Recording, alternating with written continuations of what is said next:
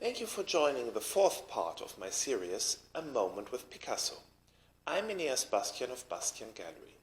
Today we'll speak about why Picasso turned to making ceramics in the late 1940s.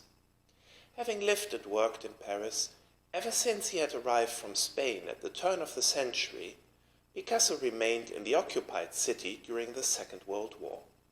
In August 1944, Paris was finally liberated by the Allies. At the close of the war, Picasso was widely regarded as one of the leading artists of his time.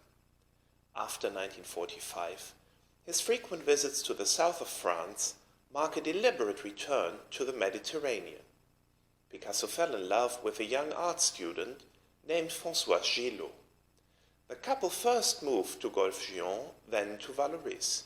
They had two children, Claude, born in 1947, and Paloma, born in 1949. With this new chapter in his life, the artist was also interested in new ways of enlarging his field of invention. At the Madura workshop in Vallauris, Picasso found a medium whose history goes back to the beginnings of civilization. He clearly saw the Madura studio as a kind of second home. Picasso believed in the power inherent in simple utensils, employed to experiment and create forms. There also is a sense of joy that translates, a form of joie de vivre, which he experiences in the south of France, expressing it in ceramic objects.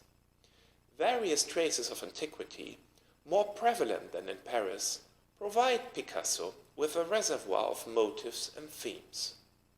His Mediterranean subjects include fawns, centaurs, fish, goats, birds, and many other creatures enacting and celebrating the sea and the sun. Finally, we know that Picasso's ceramic editions were initially offered at a moderate price, making them accessible for many people. This allowed Picasso to share his latest works with a wide audience he wished to communicate with. I hope to see you again next week, as I will discuss the status of the ceramics as artworks and objects of utility.